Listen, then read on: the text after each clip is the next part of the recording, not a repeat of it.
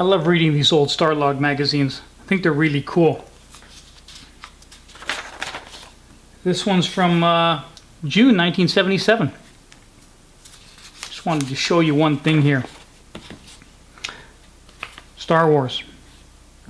Scheduled for release this June is a massive sprawling spectacle of galactic repression, rebellion, and intrigue, featuring robot, human, and alien heroes, a captured princess, larger-than-life villain, and an ancient mysterious technique for working one's will, simply known as the Power. There are also more spaceships of different designs and functions that have ever been appeared in before in any one film, including the planet-sized battle machine aptly named the Death Star. So cool.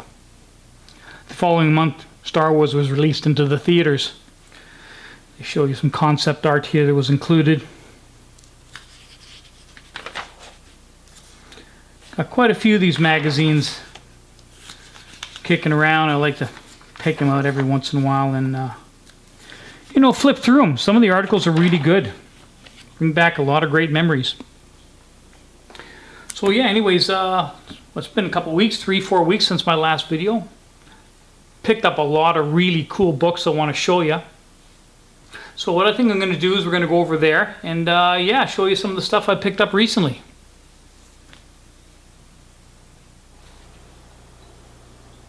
Okay, so here we go. First thing I'm going to do is show you a couple of the new books I picked up.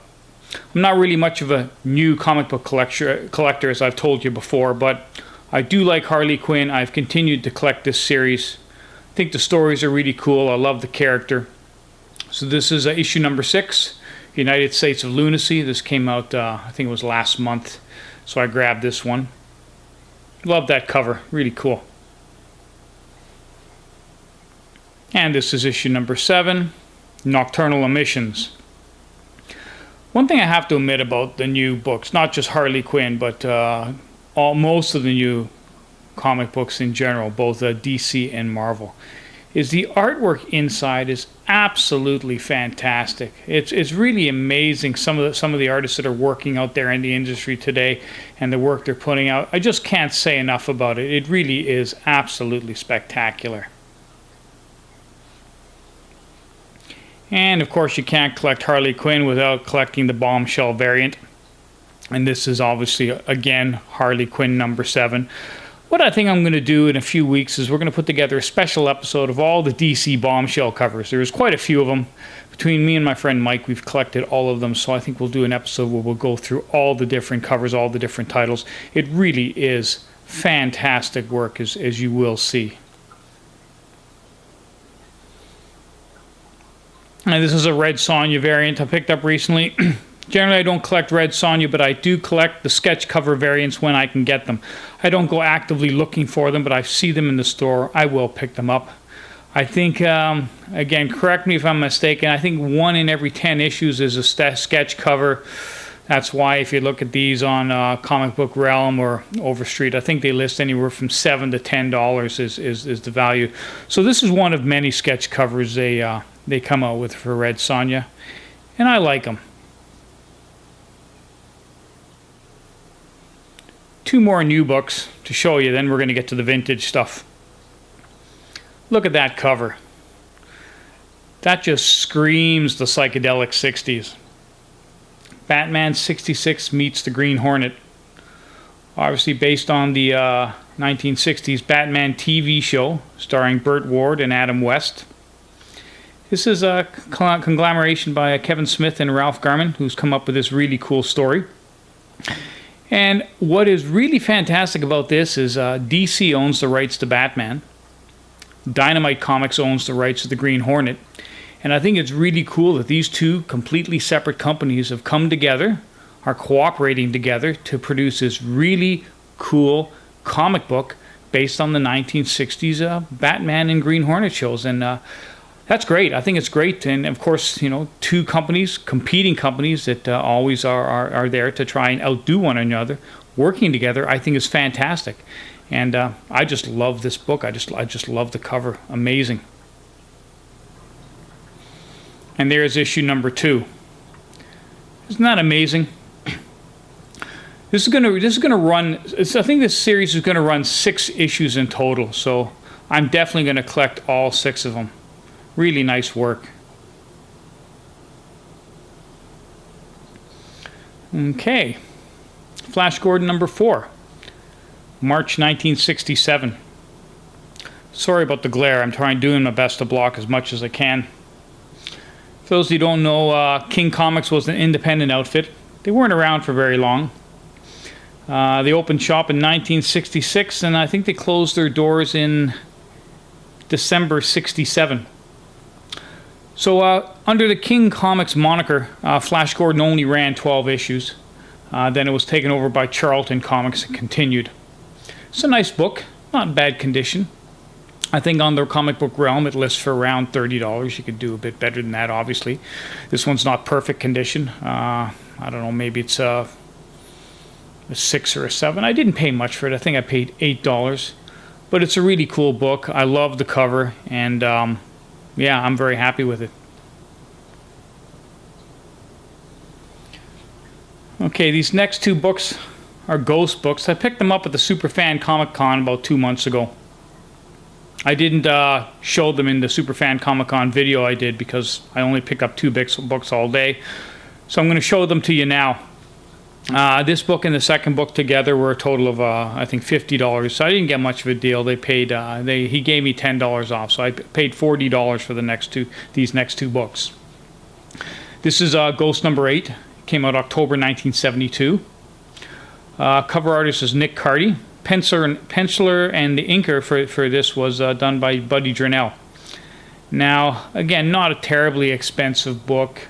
I think on the Realm or Overstreet you're looking at about, I think it lists for about $50. And it's nice. As you can see, it's rated at about an 8.5. And yeah, I'm happy with it. Once again, when I collect my Ghost comic books, I like to keep them in investment grade.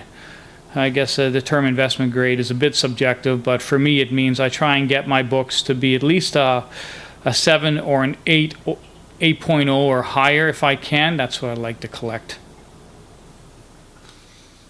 And Ghost number 14, April 73. Again, very fine, listed about an 8.5? I think that's what it says there, 8.5. Just like before, the cover was done by Nick Carty.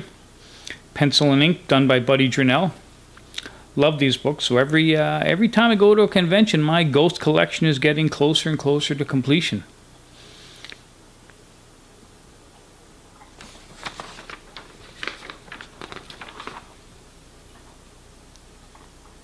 X-Men number 135. Love this book. Came out July 1980. I think on the Realm it lists for around $80 in near mint condition. Again, these are my holy grail of the 1980s books. The Chris Claremont, John Byrne collaborations. I want to collect them all. This is a beautiful cover. Actually, the cover was done by Terry Austin, John Byrne, and Jim Novak. For the most part, the inside work was done by John Byrne. Now, I'm always looking for these books, but only when I can get them at a good price. I was at my local comic book store, the Planet Hobby, which is in Mississauga, which is just on the outskirts of Toronto here, and he had this book up on the wall, and he gave me a really good deal on it. He only charged me $15 for this book, so I jumped on it. Don't have to ask me twice. This book is in really great condition. I would say it's at least an 8. Perhaps even an 8.5. There's not a whole lot wrong with this book. So $15, absolutely, yeah, I'm there. So I'm just so excited about owning this book. I've wanted it for such a long time.